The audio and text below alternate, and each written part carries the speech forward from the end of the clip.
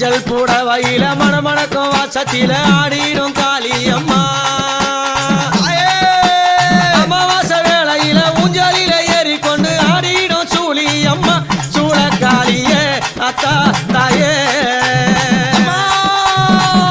சூழக்காளியே அத்தா தாயே கடலவனத்தினில நாகம்மா படம் எடுத்து நெளிந்திடும் சூழியம்மா நடலவனத்தினில நாகம்மா படம் எடுத்து நெளிந்திடும் சூழியம்மா